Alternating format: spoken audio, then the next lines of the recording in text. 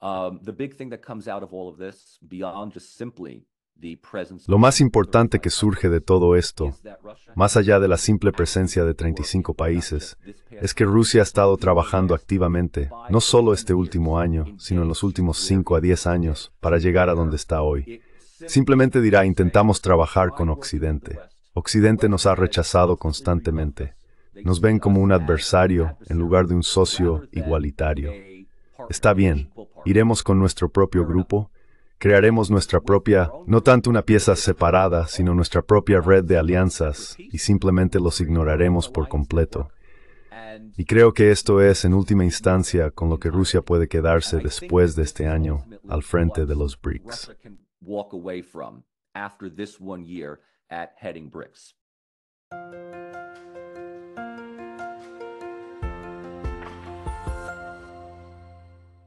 Hello everybody, this is Pascal from Neutrality Studies. Hola a todos, soy Pascal de Neutrality Studies y hoy me acompaña por tercera vez el Dr. Michael Rossi, quien es profesor en la Universidad de Rutgers en Nueva Jersey, donde enseña ciencias políticas y relaciones internacionales.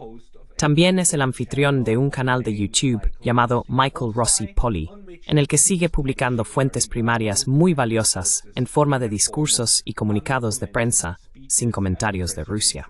Y también ha comenzado a hacer su propia investigación, entrevistas y discusiones. Recientemente, ha estado trabajando en la publicación de documentos y entrevistas que surgen de la reunión de los BRICS en Kazán, que tuvo lugar en Rusia, por supuesto, la semana pasada. Esto es lo que queremos discutir hoy. Así que, Michael, bienvenido. Hola, Pascal. Es bueno verte de nuevo. De vuelta por tercera vez, así que debemos tener una muy buena relación entre nosotros aquí. Feliz. Me encanta hablar contigo. Tu nivel de análisis es absolutamente brillante y tu comprensión de lo que está sucediendo en y alrededor de Rusia es impresionante. Quiero decir, actualmente también estás en Uzbekistán, así que estás observando. Estuviste observando lo que sucedió en Kazán desde una proximidad geográfica. ¿Puedes darnos, en primer lugar, tu visión general de cómo enmarcas y entiendes esta reunión de los BRICS en Kazán? Tuvimos otras reuniones de los BRICS. Esta fue la 16, ¿verdad? Esta no fue la primera. ¿Pero qué te llamó la atención en particular?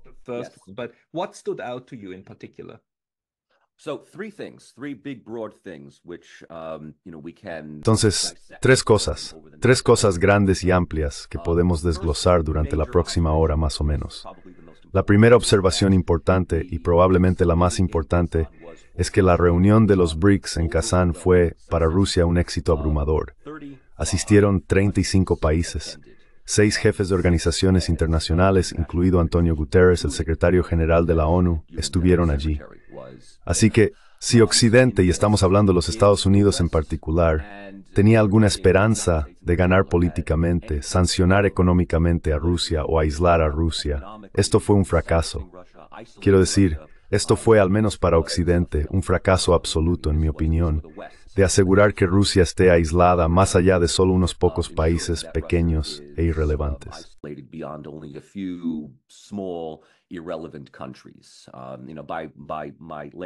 Sabes, según mi último recuento aquí, además de los BRICS 5 originales, tuvimos la asistencia de los nuevos miembros que se unieron a los BRICS: Egipto, Arabia Saudita, Irán, Etiopía y los Emiratos Árabes Unidos, junto con una lista de otros países. Quiero decir, puedo enumerarlos aquí mismo: Armenia, Azerbaiyán, Bielorrusia, Bolivia, Congo, Cuba, Indonesia y Kazajistán, que fue un gran acontecimiento porque Kazajistán había seguido una política exterior de diplomacia multivectorial durante años. El hecho de que Kazajistán y su presidente, Kassym-Jomart Tokayev, estuvieran presentes fue significativo. También estuvieron presentes Laos, Malasia, Mauritania, Mongolia, Nicaragua, Palestina, Serbia, Sri Lanka, Tayikistán, Tailandia, Turquía, Turkmenistán y Uzbekistán. Así que el presidente del país en el que me encuentro actualmente también estuvo presente.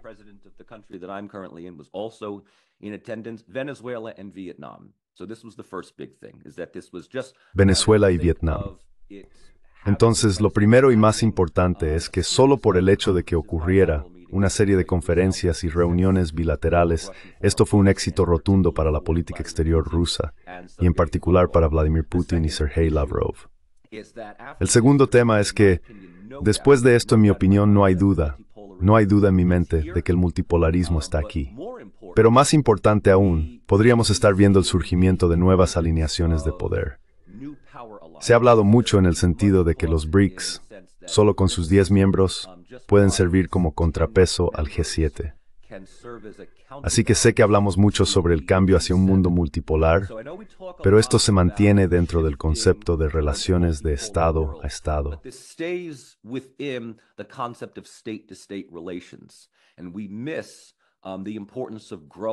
Y perdemos la importancia de desarrollar instituciones tanto formales como informales.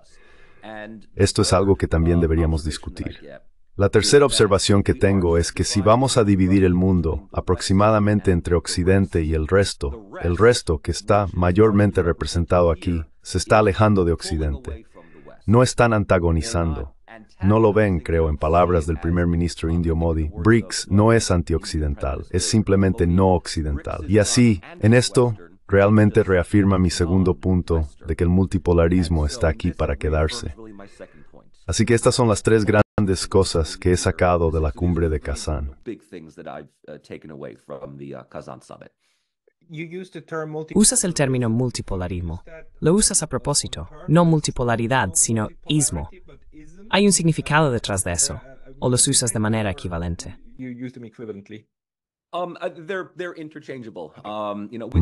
Son intercambiables. Sabes, dentro de la disciplina académica hemos estado discutiendo dentro de la teoría de las RRI, ¿verdad? Hemos estado discutiendo unipolarismo, multipolarismo, bipolarismo, o si es ismo o aridad, ya sabes, unipolaridad, unipolarismo. El ismo me gusta referirme más a la teoría, y la aridad, la multipolaridad, es más la práctica, pero en última instancia estamos hablando de lo mismo.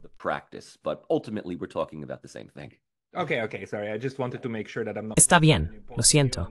Solo quería asegurarme de no perderme un matiz importante aquí. Así que estos son 3 puntos muy importantes. ¿Podrías tal vez informarnos como los 35 países que participaron, aparte de los miembros principales? Porque los miembros principales son ahora alrededor de 9 o 10 o...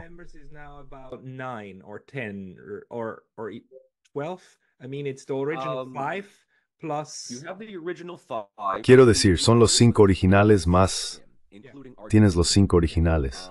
La idea era incluir a 6, incluyendo a Argentina, pero luego Argentina se retiró después de las elecciones presidenciales. Milei es una especie de libertario proamericano comprometido, así que estamos esperando en las salas por este. Para ser absolutamente claros aquí, Arabia Saudita aún no se ha unido formalmente, al igual que Egipto, Irán, Etiopía y los Emiratos Árabes Unidos. Se unieron formalmente el 1 de enero de este año. Arabia Saudita se está uniendo, solo lo están retrasando.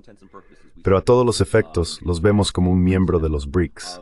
Pero cuando miramos a los otros países que se unieron, que asistieron, señalé a Kazajistán, Uzbekistán, Tayikistán, Turkmenistán y Kirguistán. Así que los 5 están de Asia Central están allí.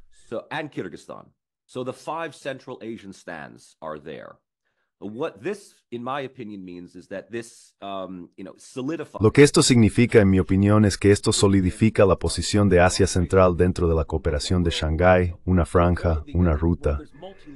Quiero decir, hay múltiples capas de estos diversos acuerdos y asociaciones internacionales. Aquí en Asia Central siempre se habla de si Estados Unidos aumentará su influencia, su apalancamiento dentro de la región. El hecho de que estén en la conferencia de los BRICS no significa que vayan a convertirse en miembros formales, pero ambos han solicitado lo que llamaríamos estatus de asociación. Así que vemos que hay varios niveles diferentes de asociación con los BRICS.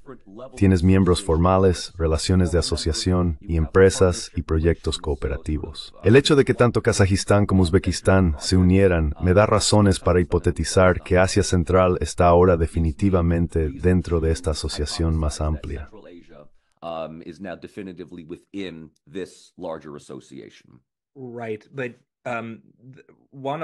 Correcto. Pero una de las cosas que ha estado rondando en mi mente por un tiempo, y de la que he hablado varias veces en mi canal, es que BRICS está ahora en un momento muy crucial de institucionalización. Muchas de las decisiones que se tomen ahora en términos de quién es miembro y qué tipo de estatus de miembro existen van a ser muy importantes dentro de 20-30 años. Podemos ver cómo las Naciones Unidas están básicamente estancadas debido a la forma en que están institucionalmente configuradas. Ahora, BRICS era un club informal de 5 miembros. El año pasado en Sudáfrica hicieron un catálogo de cómo unirse a BRICS, como cuáles son los 5 pasos.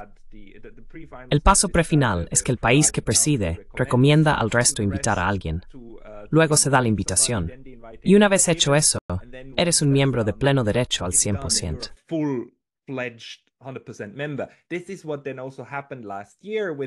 Esto es lo que sucedió el año pasado con estos, ahora como sabemos, 5 o 6 nuevos miembros que se unieron.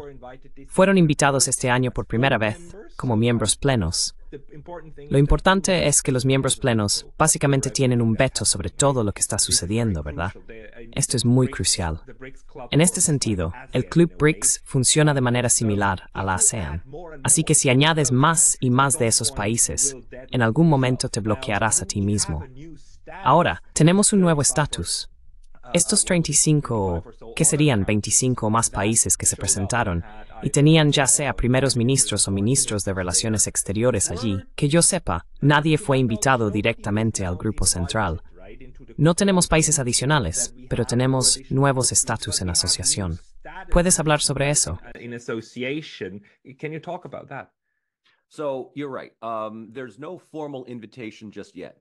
Así que tienes razón. Aún no hay una invitación formal, porque a medida que BRICS crece, cuanto más grande se vuelve, más problemático y engorroso se vuelve. Esta es la regla general de las instituciones, especialmente si le das a cada miembro un voto igual. Y por supuesto, ha habido problemas antes con otros países que han querido unirse junto con los 5 anteriores.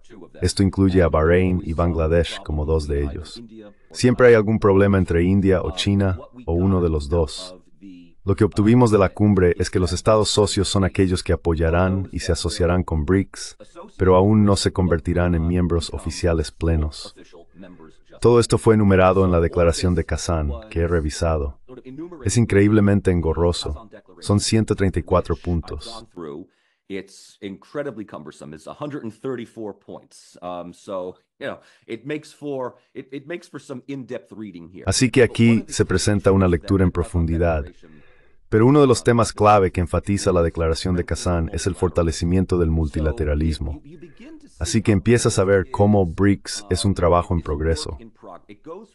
Va más allá de solo 5 estados, que puedes gestionar fácilmente a través de relaciones de estado a estado. Pero cada vez más, comienzas a ver la necesidad de una estructura institucional formal de terceros para gestionar los asuntos de todos estos países.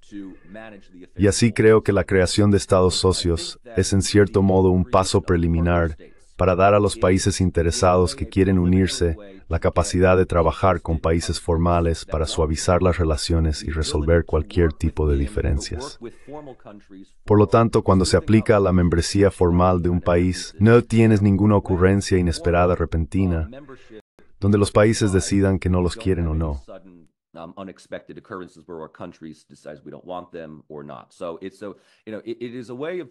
Entonces, ya sabes, es una forma de intentar crear casi una mini Naciones Unidas.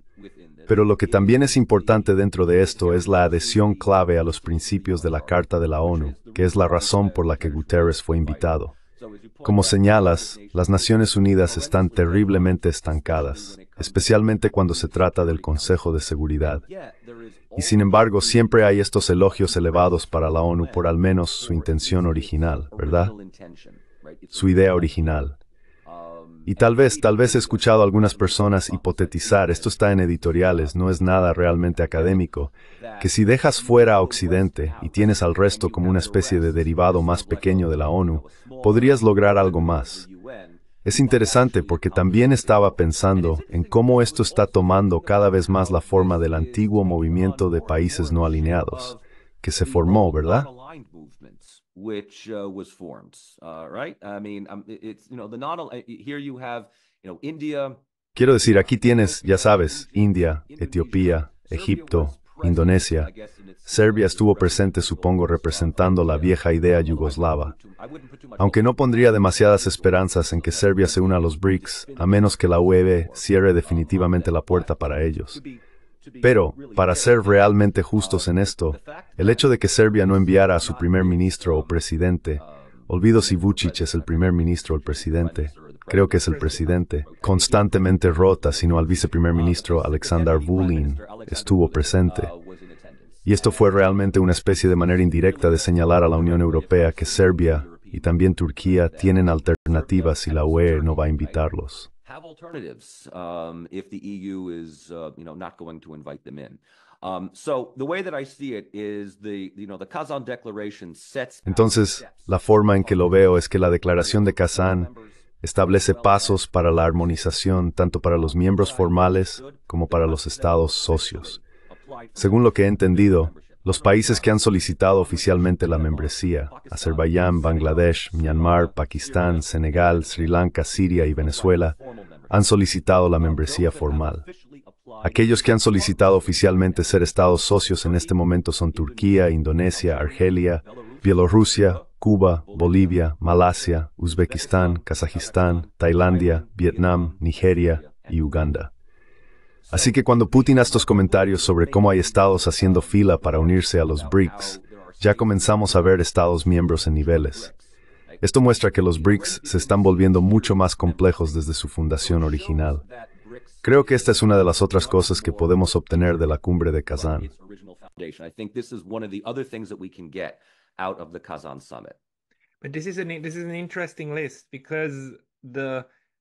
Pero esta es una lista interesante, porque los que solicitan la membresía completa incluyen países como Myanmar.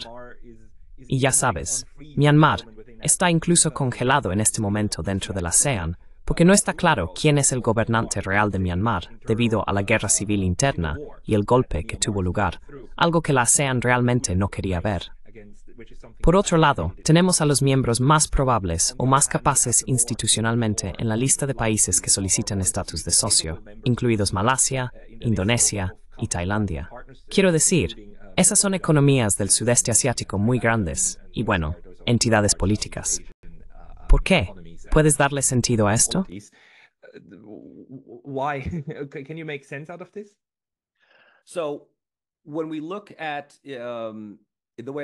Entonces, cuando observamos las futuras áreas de interés geoestratégico en todo el mundo, el sudeste asiático es ciertamente una que se está preparando para el bloque occidental, que incluye a Estados Unidos, Taiwán, Corea del Sur y Japón, y la expansión de la influencia de los BRICS.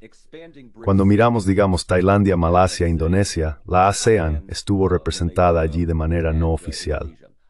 Según mi entendimiento, y esto lo he recopilado solo de algunos comentarios, los BRICS están trabajando con la ASEAN para suavizar muchas de estas diferencias, incluida la controversia sobre el reconocimiento de cuál gobierno es el legítimo dentro de Myanmar.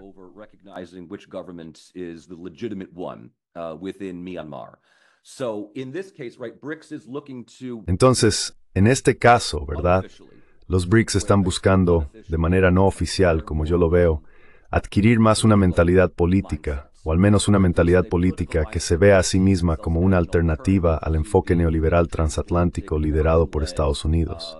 En este sentido, los BRICS están mirando a lugares como el sudeste asiático, África y América Latina, pero principalmente a través del lente económico como una alternativa a la red de alianzas liderada por Estados Unidos.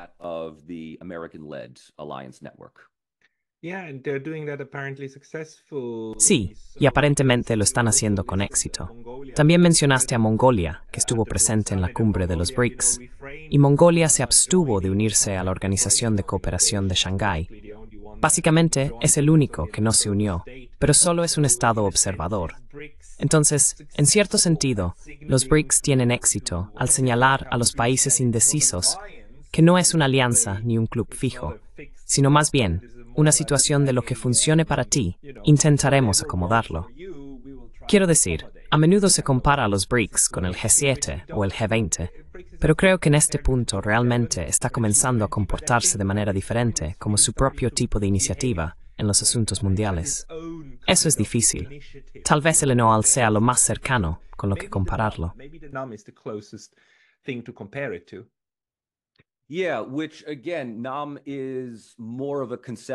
Sí, lo cual, nuevamente, NAM es más un concepto que una institución organizada real. Me alegra que hayas mencionado eso sobre el G7, porque de la misma manera que se enfatizó que BRICS no es antioccidental, también se enfatizó que BRICS no va a convertirse en otro G7. Dejaron eso muy claro. Dijeron que no se va a convertir en otro G7, pero está preparado para convertirse en una alternativa. Creo que si hay algo desconocido que aún surge de Kazán, es en qué se convertirá finalmente en BRICS. Y creo que la razón por la que no tenemos una respuesta definitiva es porque sus miembros formales y sus miembros aspirantes aún no han resuelto.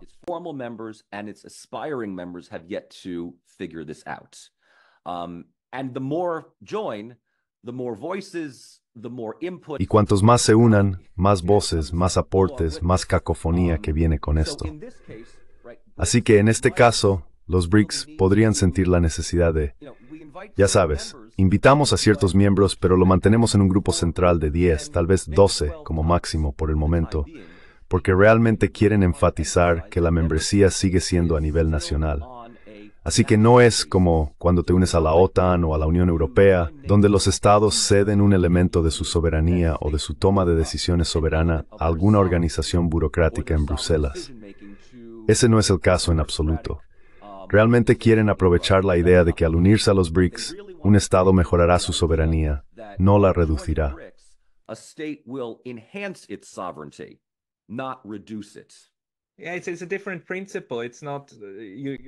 Sí, es un principio diferente. No estás renunciando a la toma de decisiones soberanas. Pero eso significa que los BRICS, quiero decir, a pesar de todo el impulso que tienen, y ahora mismo tienen un gran impulso, esto es un gran desafío. Y de nuevo, sabes, acabo de aprender el fin de semana pasado del ex ministro de Asuntos Exteriores de Malta, Alexander Trigona, quien estaba aquí en Japón mientras comprábamos Pokémon para sus nietos. Me contó la historia del MNOAL y de Malta, siendo parte del MNOAL, y dijo que la razón principal por la que el MNOAL nunca tuvo una secretaría permanente y nunca obtuvo estructuras más permanentes es porque Tito de Yugoslavia estaba totalmente en contra. Tito dijo, si hacemos eso, si tenemos estructuras permanentes, los soviéticos los socavarán.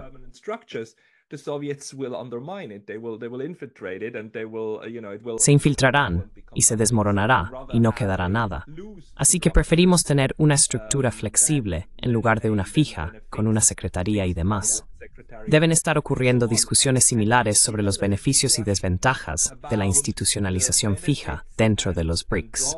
Entonces, ¿cuál es el resultado ahora en términos de hacer de los BRICS una organización más formal, con estructuras definidas, tal vez incluso una secretaría? Pero no hemos oído nada sobre una secretaría. No. Y lo importante es, y mucha gente ha estado preguntando esto, especialmente los periodistas, es que si los BRICS también se están modelando principalmente como una alianza o una coalición de países que quieren participar principalmente económicamente fuera del sistema financiero estadounidense, ¿habrá eventualmente una moneda unida de los BRICS? ¿Habrá un equivalente al euro que tengan los BRICS? Y Putin ha dicho que no hay ninguna conversación sobre eso en este momento. Uno de los acuerdos clave que surge de la cumbre en Kazán es que las transacciones financieras se realizarán dentro de las monedas nacionales de estos países, ¿verdad?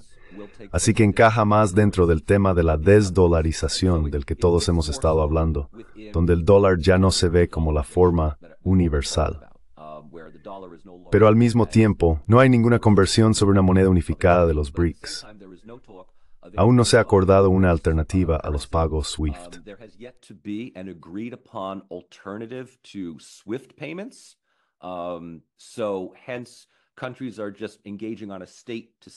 Entonces, por lo tanto, los países simplemente están participando en transacciones de Estado a Estado, lo cual cumple con el objetivo de manera inmediata pero deja abierta la pregunta de si habrá más armonización, más simplificación, especialmente dado que varios países alrededor del mundo, y sabemos que estamos hablando de países en África y América Latina, no pueden simplemente estar usando la moneda nacional de cada país. Pero por el momento, esto es lo que se ha acordado.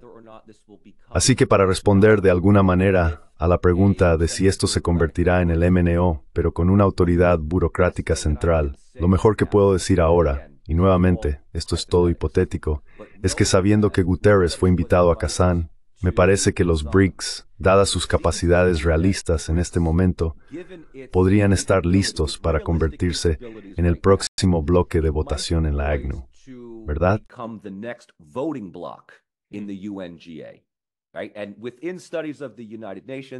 Y dentro de los estudios de las Naciones Unidas, ya sabes, bloques de votación, norte contra sur, este contra oeste, primer mundo contra segundo mundo, con el tercer mundo siendo, ya sabes, el factor sorpresa.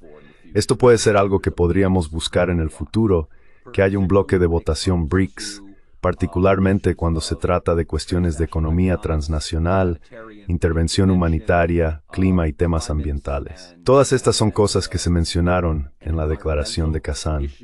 Así que casi parece que esta es una forma de tomar estados individuales y asegurarse de que todos estén en la misma sintonía con estos grandes temas y desafíos transnacionales.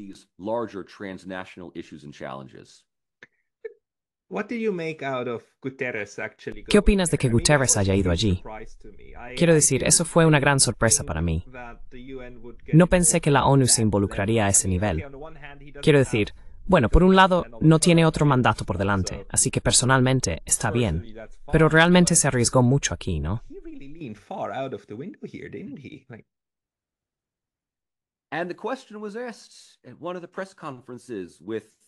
Y la pregunta se hizo en una de las conferencias de prensa con Putin. Y fue, ya sabes, explicar la presencia de Guterres. Y ya sabes, Putin muy tranquilamente dice que fue invitado y aceptó la invitación. Muy clave, muy equilibrado así. Pero se notó en Occidente, especialmente en Ucrania. Definitivamente se notó. Guterres no fue a Kiev, no ha estado allí, pero ha ido a Rusia. Y esto, por supuesto, se ve en Occidente como un total desprecio por la decisión de la Sea-Hawk, de que, ya sabes, Putin necesita ser arrestado. Pero de nuevo, ya sabes, Occidente jugará dos lados en esto. Así que lamentaremos que, ya sabes, a Putin todavía se le dé, ya sabes, estatus de celebridad, mientras se invita a Benjamin Netanyahu a hablar, ya sabes, en el Congreso de los Estados con ovaciones de pie aquí. Así que ya sabes, la CIJ es lo que sea. Sí.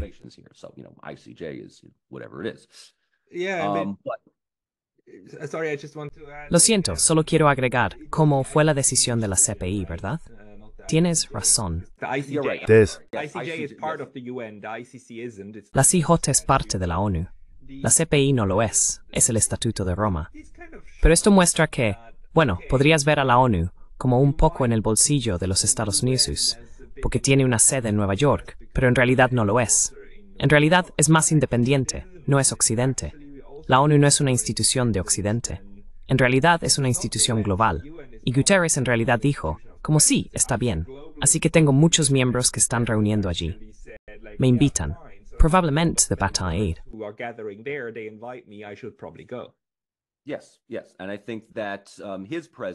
Sí. Y creo que su presencia especialmente elimina cualquier duda, ¿verdad? De que esto fue un éxito rotundo. El hecho de que tuvieras 35 países, como mencioné, y quiero decir, de aquellos que podrían ser vistos como occidentales, ya sabes, europeos, quiero decir, tal vez Armenia, Serbia, seguro. Obviamente, un par de países que podemos ver no estuvieron allí. Hungría no estuvo allí. Eslovaquia no estuvo allí. Quiero decir, ambos son miembros de la UE, pero ambos están liderados por individuos que ciertamente no son críticos de los BRICS, no son críticos de Putin.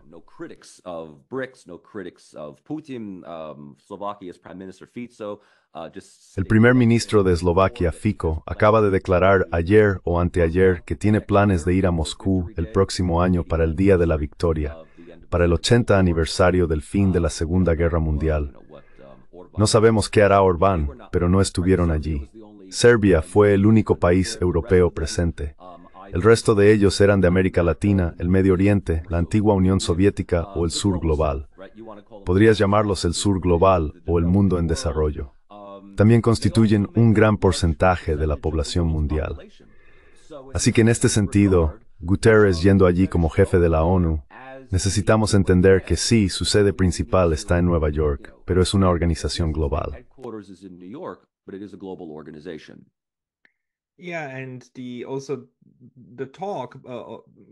Sí, y también la charla de los BRICS, y ya lo dijiste, pero no es anti-ONU, es muy pro-ONU. Es muy pro instituciones no controladas por Occidente. Quiero decir, por un lado, el Banco Mundial y el FMI son algo que los BRICS no intentan apoyar abiertamente, más bien están tratando de crear alternativas a ellos. Pero las otras instituciones, la ONU, no intentan crear una alternativa a la OMC. No, están diciendo que quieren trabajar a través de la OMC, porque la OMC no está controlada por un pequeño grupo de países. Actualmente está fuera de servicio porque el mecanismo de apelaciones está roto por los Estados Unidos al no nombrar un juez. Pero los BRICS intentan complementar las partes faltantes del sistema internacional actual. Es mi impresión. ¿Cuál es la tuya?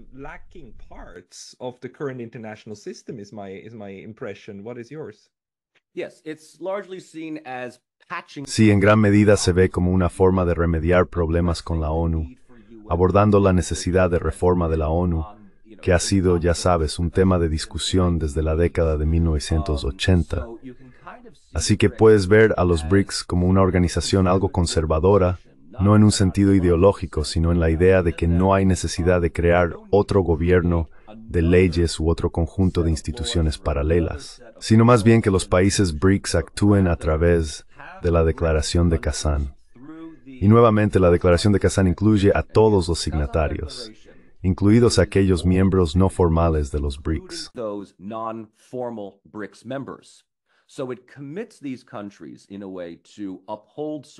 Entonces, compromete a estos países de alguna manera a defender ciertos principios, nuevamente, fortaleciendo el multilateralismo, abordando la seguridad global y regional, la cooperación financiera y económica y los intercambios humanitarios. Hubo una sección significativa dedicada a la paz y la seguridad en el Medio Oriente, con apoyo formal para la creación de un Estado palestino. Muchos de los países presentes, no todos, pero muchos, reconocen a Palestina como un Estado soberano dentro de las fronteras de la ONU de 1967, lo que también significa a Jerusalén Este como la capital de un futuro Estado palestino. Así que lo que esto hace es simplemente dar algún tipo de fuerza, o al menos más fortaleza y credibilidad, a las instituciones y principios de la ONU ya establecidos. UN institutions and principles.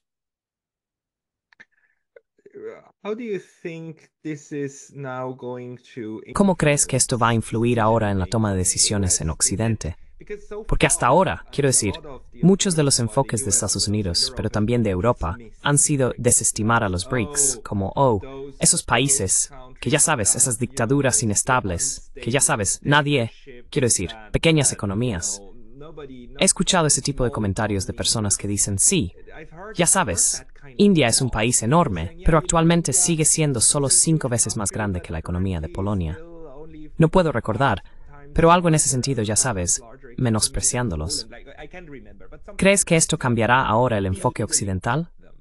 Quiero decir, es realmente difícil descifrarlos.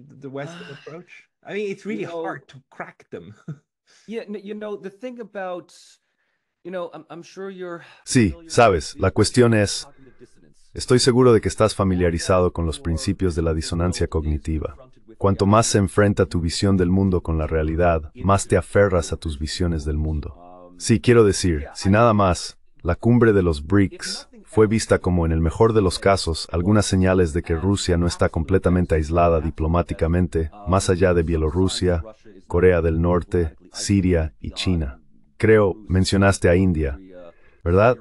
Realmente tenemos que hablar. Quiero decir, India es uno de esos países que nunca ha sido realmente considerado como un aliado o socio firme de Rusia.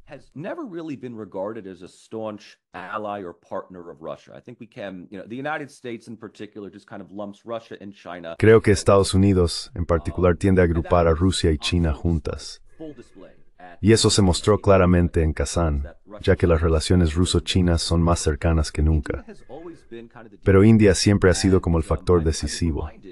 Me recordaron que poco después del inicio de la operación militar especial, la guerra en Ucrania, India fue uno de los países que intentaron completar las sanciones impuestas contra Rusia y continuar comprando petróleo y gas natural, tanto en rublos como en rupias. De alguna manera, India había salvado a Rusia de un colapso económico inicial.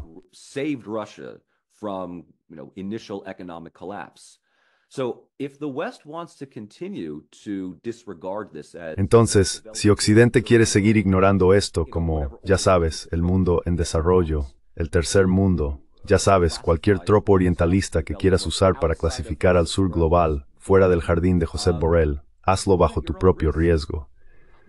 Pero no te sorprendas cuando países como Cuba o Venezuela puedan sobrevivir a sus propias sanciones impuestas por Occidente. Cuba solicitó formalmente ser un estado asociado en los BRICS. Venezuela ha solicitado ser miembro formal. Así que yo, si fuera un analista de política exterior de Estados Unidos en Washington, del Departamento de Estado, no estoy hablando solo de la academia. Estoy hablando de un analista de políticas.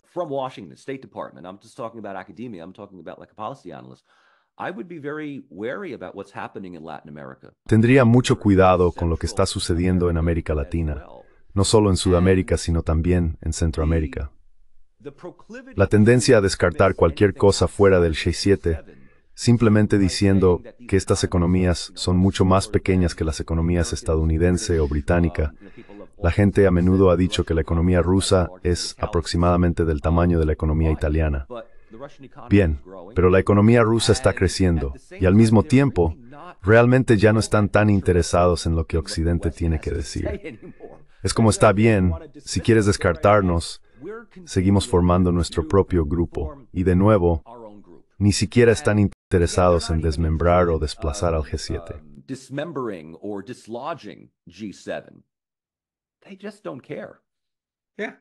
Simplemente no les importa. Sí, tal vez este sea uno de los mayores descubrimientos, ¿verdad? Esto no es un club rival. Esto no es un club para oponerse a nadie.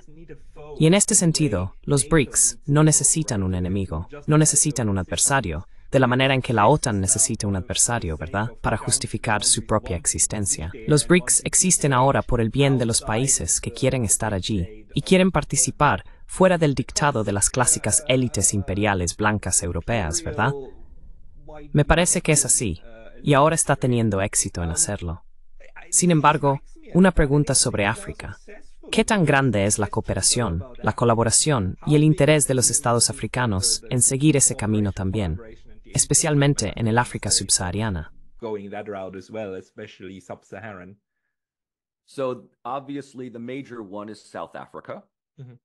Entonces, obviamente el principal es Sudáfrica, uno de los miembros centrales de BRICS. Pero también debemos notar que solo porque un país como Sudáfrica sea miembro de BRICS, eso no significa que todos sus partidos políticos o todos sus intereses políticos estén comprometidos. Actualmente, Cyril Ramaphosa es un gran admirador de BRICS, muy alineado con la visión global de personas como Putin, Modi y Xi Jinping. Sin embargo, tiene socios de coalición dentro del actual gobierno sudafricano que son muy cautelosos acerca de comprometerse completamente con esta alianza a expensas de Occidente. Así que África, no solo con Sudáfrica, sino que Nigeria es un país a observar en el futuro. Nigeria is a country to look for in the future. Tanzania, Botswana, Namibia. Tanzania, Botswana, Namibia, necesitamos buscar. África Central es ampliamente pasada por alto por Occidente. Hablamos de cómo África Central o África Occidental Central está emergiendo de la influencia postcolonial francesa, Mali, Burkina Faso, entre otros, hacia Rusia, China, BRICS. Pero la mayoría de los países africanos que vemos moviéndose hacia BRICS en este momento están ya sea en el extremo norte, tienes Argelia que está mirando, Egipto ya es miembro, y por supuesto, en el sur de África tienes a Sudáfrica. África Central va a ser un tablero de juego muy importante en los próximos años y décadas.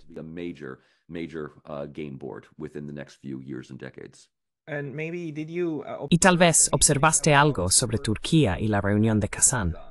Quiero decir, esa es quizás una de las más interesantes de Europa, ¿verdad? Porque es miembro de la OTAN. Y ahora ha solicitado ser dijiste, un Estado asociado, ¿verdad? A partner state, right? A partner state. Erdogan was there in person. Un Estado socio. Erdogan estuvo allí en persona, ¿verdad? Así que no estamos hablando de algún viceministro de Relaciones Exteriores u otro funcionario. Estamos hablando del jefe de Estado. Las relaciones ruso-turcas son bastante interesantes.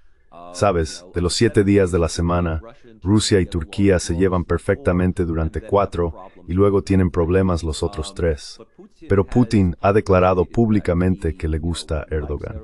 Lo ve como alguien con quien puede hablar, comunicarse, y el entendimiento de que la eventual membresía de Turquía en la OE ha sido pospuesta indefinidamente y en esta etapa del juego es casi contraproducente.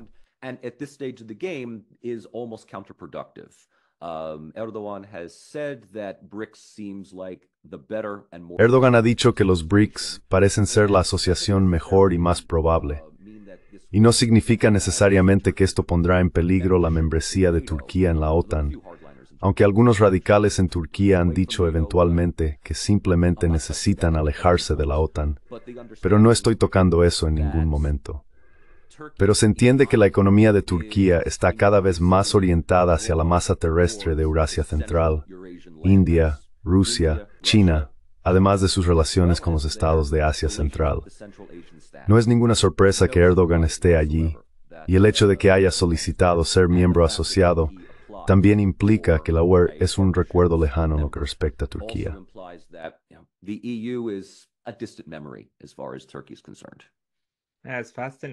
Eso es fascinante. ¿Hay otras observaciones que tengas sobre la reunión de Kazán que tal vez no se hayan discutido mucho en las noticias?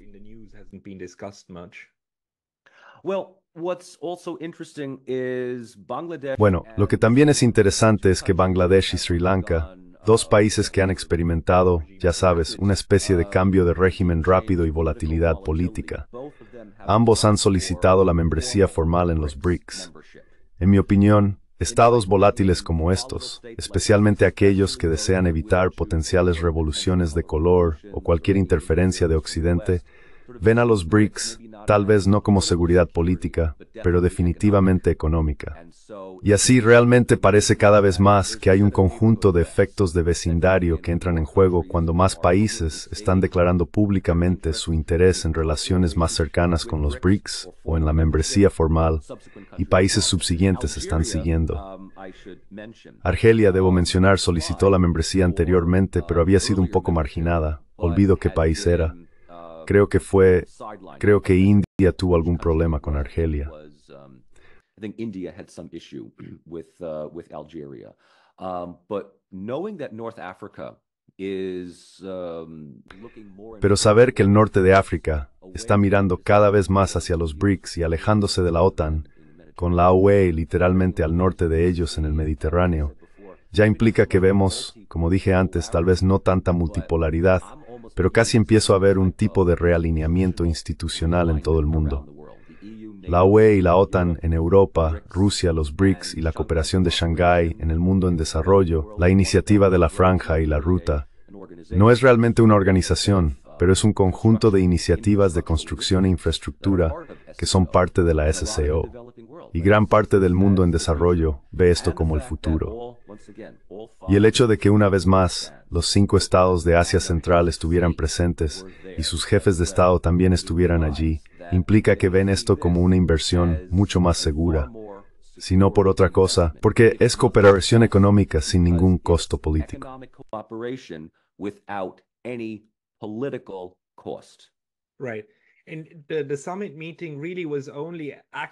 Correcto. Y la reunión de la cumbre fue en realidad solo una de unas 200 iniciativas que Rusia ha estado canalizando durante 2024 como miembro presidente de los BRICS. Muchas decisiones ya se habían tomado a nivel ministerial o dentro de grupos de trabajo de antemano. Obviamente, también hubo la negociación de este documento de resultados. ¿Cuáles son los resultados más concretos ahora de este año? Casi, quiero decir, quedan 2 meses, pero 10 meses de la presidencia de Rusia de los BRICS. En términos de construcción de infraestructura, no solo las físicas, sino también el sistema monetario y la infraestructura administrativa que están construyendo.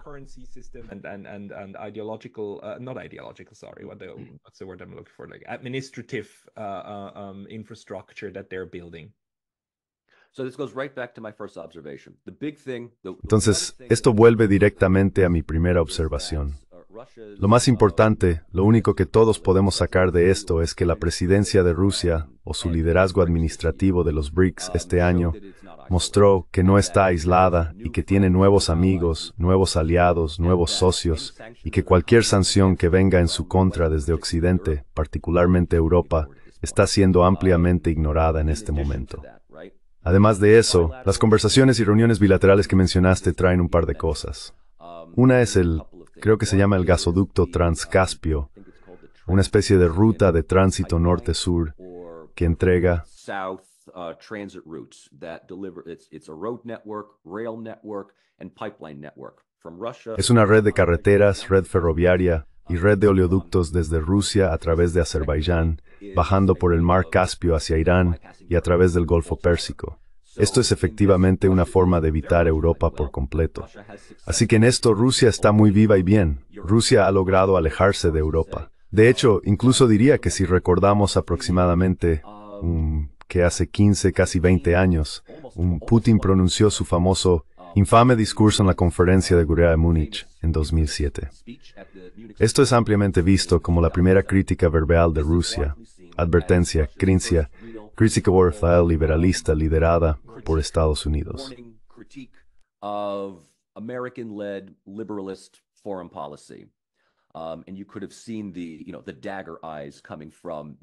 Y podrías haber visto, ya sabes, las miradas de daga provenientes de muchos jefes de Estado occidentales en la audiencia. Un año después, 2008, un año increíblemente importante, Kosovo declara unilateralmente su independencia. La cumbre de Bucarest, la cumbre de la OTAN en Bucarest, da verbalmente la aprobación para la eventual membresía Moldavia, Georgia y Ucrania. Grandes señales de alerta. La guerra en Georgia sobre Abjasia y Osetia del Sur. Tataran 4. Esto es Rusia Mertalisch también regit contra en Breakers Prolier Papers de Hindiketstur. Era realmente el comienzo de que Rusia sea pasario, no es como ser no complaciente. Being perceived as an adversary, not as a compliant partner. Few years later, you have 2014, the Maidan movement. Hace unos años, tienes 2014, el movimiento del Maidán, la anexión de Crimea, seguido de 8 años de este tipo de conflicto semicongelado en Donbass, luego el estallido de la guerra en Ucrania y los intentos de, como dije antes, aislar a Rusia. Lo más importante que surge de todo esto, más allá de la simple presencia de 35 países, es que Rusia ha estado trabajando activamente no solo este último año, sino en los últimos 5 a 10 años, para llegar a donde está hoy, a donde simplemente dirá, intentamos trabajar con Occidente. Y esta es la narrativa de Rusia, ¿verdad? Esta es la narrativa de Rusia. Intentamos trabajar con Occidente.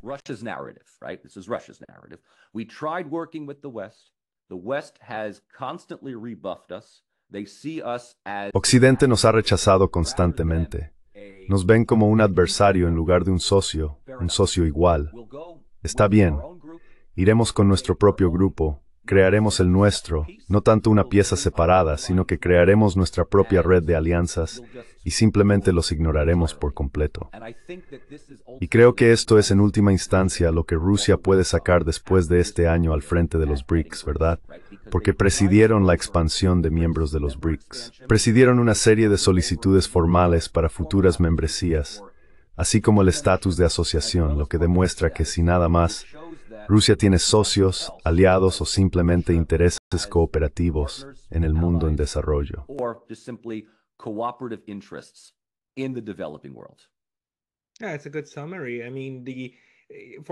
Sí, es un buen resumen. Quiero decir, para cualquiera que no crea que Rusia alguna vez quiso integrarse, solo necesitamos recordar que Rusia fue parte del G7. Se amplió para convertirse en el G8 e incluyó a Rusia durante un par de años. Y luego, 2008, fue el momento en que fue expulsada de eso. Y Rusia solicitó, o al menos señaló su interés en convertirse en miembro de la OTAN 2 veces. Fue una idea de Rusia que se remonta, por supuesto, a los tiempos soviéticos bajo Mikhail Gorbachev, para crear un hogar europeo común, para crear estructuras e integrarse. Y eso, al menos según Jeffrey Sachs, fue rechazado muy claramente por Washington y Bruselas como un gran no. Y ahora lo que estamos viendo, 15 años después, es, bueno, Rusia está trabajando con otros socios y simplemente están creando su propio club. Está bien, pero no un adversario. Creo que eso es muy importante. No intentan ser un M-Occidente, solo intentan ser otra forma de hacer negocios y desarrollarse.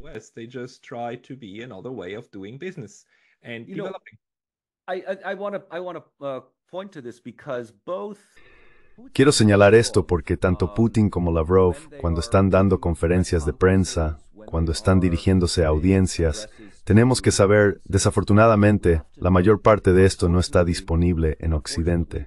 No por una barrera idiomática, sino porque las redes sociales y los medios simplemente lo han prohibido. Fue ignorado. La reunión de Kazán fue básicamente ignorada por el New York Times y el Morning Post. Quiero decir, los pequeños mini artículos, ni siquiera, no suman nada. Es absolutamente fantástico.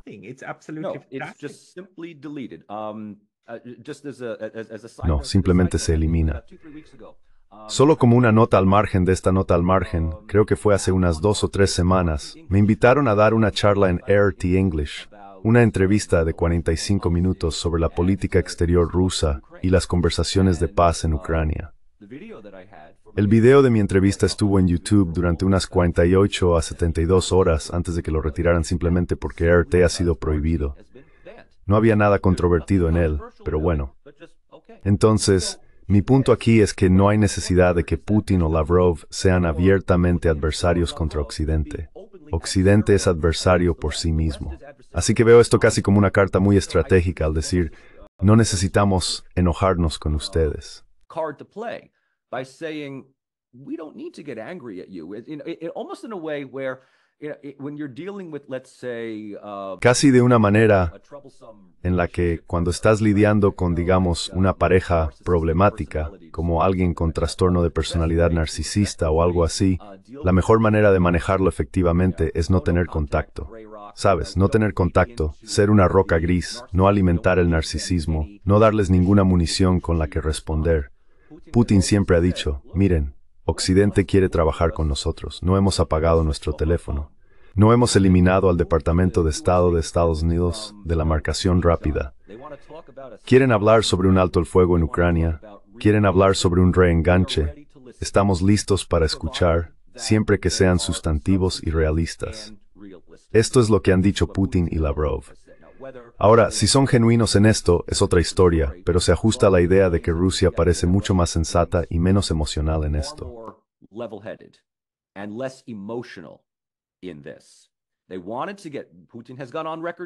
Querían entrar. Putin ha declarado, Rusia pidió unirse a la OTAN. La OTAN dijo que no. Bien, pero si todavía vas a dar luz verde a Ucrania, Georgia, Moldavia, posiblemente incluso Armenia, ¿verdad? También debemos recordar que todavía hay cuestiones pendientes con Armenia. Esto crea un dilema de seguridad. También quiero decir una cosa. Hablando de Armenia, muchas personas, muchos de mis estudiantes, notaron que en la sesión plenaria más grande, Pashinyan estaba sentado directamente al lado de Aliyev. Armenia y Azerbaiyán fueron colocados uno al lado del otro en la mesa. Solo puedes imaginar de qué debieron estar hablando los dos.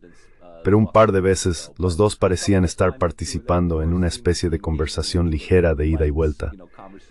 Pero tengo mucha curiosidad por ver qué acuerdo final resultará del fiasco de Karabaj.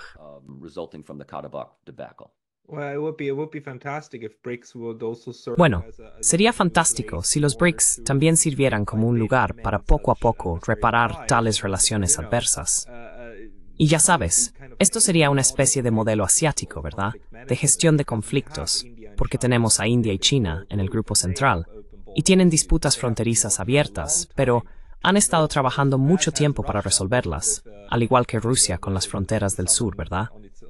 Quiero decir, aquí tenemos una historia de intentar gestionar relaciones adversas y cambiarlas poco a poco, y resolver las cosas que se pueden resolver, lo cual es muy diferente del enfoque occidental de imponer sus resultados preferidos, como digamos, cuando se trata de Kosovo. Todos los demás simplemente tienen que aceptar el hecho de que Kosovo ahora está separado del resto de Serbia, y Estados Unidos tiene una gran base militar allí. Punto. Los BRICS no funcionan con esa premisa. BRICS doesn't work on that premise. No.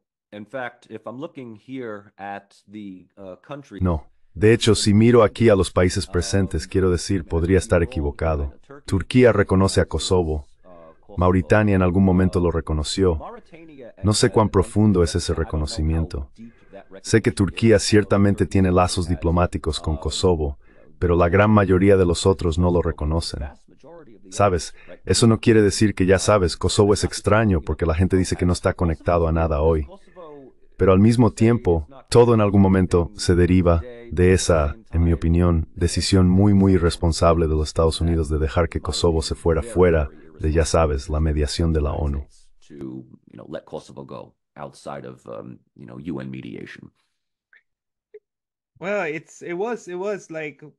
Bueno, tal vez fue en el apogeo del momento unipolar, o un poco después. Pero así no es como funcionan las relaciones internacionales hoy en día. Por lo que tenemos que estudiar y observar a los BRICS, y esperar que proporcionen un foro más consensuado para las relaciones internacionales. ¿Hay algo que quieras añadir en este punto? Anything you want to add at this point? Estaba a punto de decir que ya sabes, lo que en gran medida no se habló en la cumbre de los BRICS fue Ucrania. Correcto, muy poco sobre Ucrania. Palestina sí. Se habló de un alto el fuego y una paz duradera entre Israel, Palestina y Líbano. Ucrania fue en su mayor parte vista como un asunto interno para Rusia, y la mayoría de estos países lo ven así, permanecen neutrales en el tema. Apoyarán cualquier tipo de acuerdo de paz que surja de ello, pero no se están involucrando. Turquía es una historia diferente. Turquía es miembro de la OTAN, pero el resto de ellos o silenciosamente la historia simple lados de Rusia, porque es una forma de desafiar a Occidente a la ONU, o es simplemente un asunto interno que no es de su incumbencia. Or it's just an internal matter that it's none of their business. And maybe I just add, like, there is Y tal vez debería añadir que en una de las cláusulas se señalan diferentes principios, y uno de los principios que afirma es el principio de neutralidad. De hecho, se menciona allí, lo cual es interesante. Es como, está bien, no tienes que elegir. Y para mi canal y estudios, por supuesto, solo muestra nuevamente que la carta de neutralidad permanecerá. The neutrality card will remain. Sí, pero eso puede explicar la presencia de 3 estados de Asia Central: Kazajistán, Uzbekistán y Turkmenistán. Ahora, Turkmenistán juega con esta política dura de neutralidad, ¿verdad? No estamos alineados, no estamos involucrados en nada. El tema de la neutralidad puede atraerlos. Kazajistán y Uzbekistán son un poco diferentes. Economías más fuertes, países emergentes en el mapa, Kazajistán más que Uzbekistán. Pero mi argumento siempre es que donde va Kazajistán, Uzbekistán lo sigue. Pero jugar con el tema de la neutralidad y hacerlo apolítico fue lo que invitó a los 3, especialmente a Kazajistán, Uzbekistán y Turkmenistán. Tiene mucho sentido. Tiene mucho sentido. Sí. Michael Rossi, muchas gracias por tu tiempo hoy, y hablaremos de nuevo pronto. Siempre es un placer estar en tu canal, Pascal. Gracias.